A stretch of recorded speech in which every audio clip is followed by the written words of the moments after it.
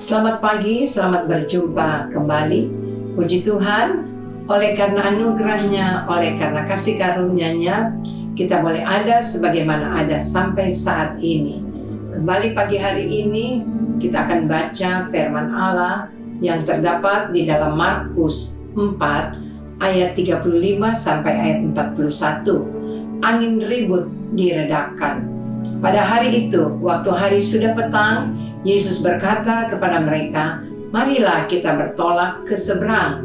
Mereka meninggalkan orang banyak itu, lalu bertolak dan membawa Yesus beserta dengan mereka dalam perahu di mana Yesus telah duduk, dan perahu-perahu lain juga menyertai Dia.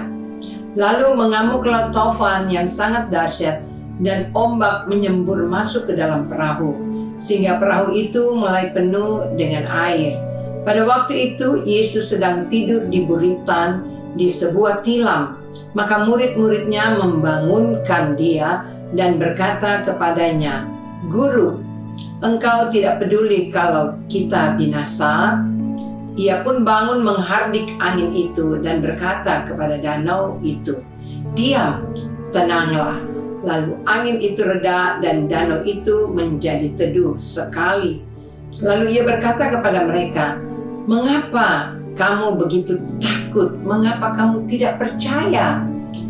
Mereka menjadi sangat takut dan berkata seorang kepada yang lain, "Siapa gerangan orang ini sehingga angin dan danau pun taat kepadanya?" Dalam ayat yang ke-40, sekali lagi saya bacakan. Lalu Ia berkata kepada mereka, "Mengapa kamu begitu takut?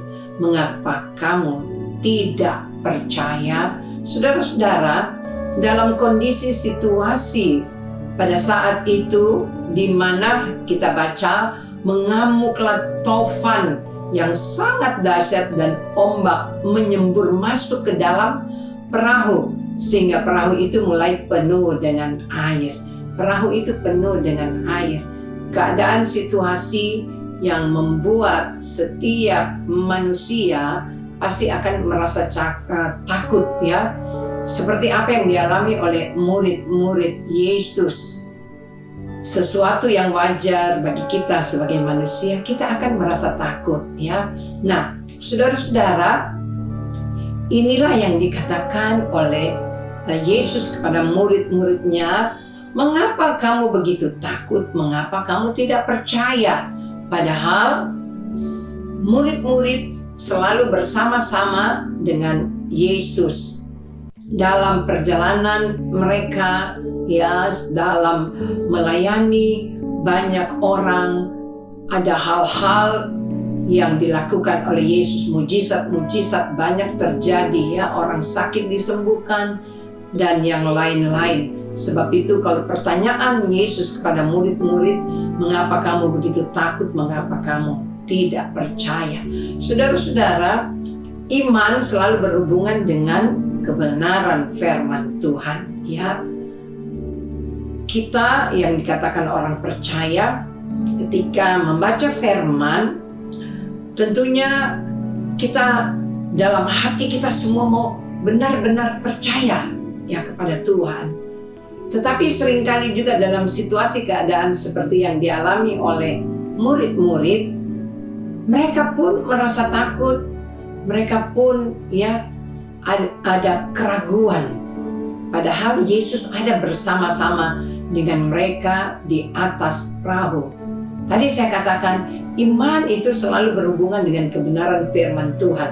Sedangkan pikiran kita, pikiran manusia, ya, selalu berhubungan dengan fakta atau situasi sekitar kita. Seperti yang dialami oleh murid-murid, ya. Mereka mengalami ada taufan mengamuk. Jadi fakta yang mereka alami, yang mereka lihat. Nah, itulah kita manusia, pikiran kita, ya.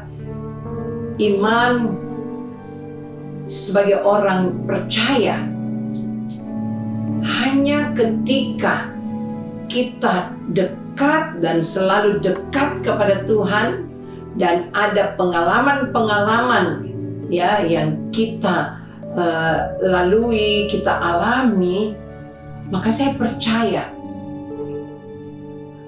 iman itu akan timbul, akan kita semakin mempercayai Tuhan kita ketika ada masalah. Seperti yang dialami oleh murid-murid ya, mereka harus melihat satu kenyataan, ada fakta yang terjadi. Jadi situasi di sekitar kita ya. Nah, mari kita baca di dalam Mazmur pasalnya yang ke-37 ya. Mazmur pasal yang ke-37 dikatakan dalam ayat yang kelima, serahkanlah hidupmu kepada Tuhan dan percayalah kepadanya dan ia akan bertindak. Ini merupakan pengalaman dari Daud. Daud punya pengalaman juga ya. Dia dikejar-kejar akan dibunuh, banyak orang yang tidak senang kepadanya. Nah, inilah pengalaman Daud ketika dia benar-benar percaya kepada Tuhan, ketika dia benar-benar serahkan hidupnya kepada Tuhan ya, maka dia boleh alami pertolongan Tuhan. Sebab itu kalau Daud katakan serahkanlah hidupmu kepada Tuhan dan percayalah kepadanya dan Tuhan yang akan bertindak. Itulah yang telah dialami oleh Daud. Ketika dia benar-benar serahkan kepada Tuhan ya, dia sebagai manusia tidak berdaya, tapi ketika dia serahkan semua ke dalam tangan Tuhan, dia mengalami pertolongan Tuhan. Serahkanlah hidupmu kepada Tuhan dan percayalah kepadanya dan Tuhan akan bertindak. Puji Tuhan, ketika kita akan mungkin ya, saudara akan ke tempat pekerjaan, saudara akan pergi ke tempat usaha, bahkan yang mungkin yang dalam pendidikan ya, ketika kita membaca firman ini, ada situasi kondisi yang mungkin kita hadapi baik di tempat pekerjaan, baik di tempat usaha kita. Tapi mari kita mau serahkan semua ya kepada Tuhan dan percaya kepadanya, maka Tuhan akan bertindak. Puji Tuhan. Mari kita satukan hati, kita berdoa bersama-sama. Terpuji hanya bagi nama Tuhan. Tuhan, di hari yang baru ini kami mengucap syukur kepadamu.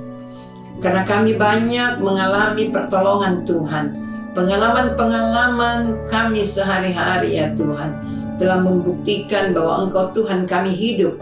Tuhan yang senantiasa ada beserta dengan kami. Dan Engkau tidak pernah tinggalkan kami. Tuhan, kami mau selalu belajar untuk serahkan semua ke dalam tangan-Mu. Masalah persoalan kami, apapun yang sedang kami alami, kami mau serahkan ke dalam tangan Tuhan. Kami percaya kalau Engkau yang bertindak ya Tuhan, Engkau akan menyatakan pembelaan-Mu, pertolongan-Mu, bahkan berkat-berkat-Mu bagi kami semua. Bagi umat-umat-Mu yang akan berangkat ya Tuhan, atau sudah ada di tempat pekerjaan, di tempat usaha, Engkau juga yang memberkati mereka. Memberkati dalam pendidikan anak-anak-Mu ya Tuhan. Kami percaya di hari yang baru ini berkat Tuhan luar biasa bagi kami.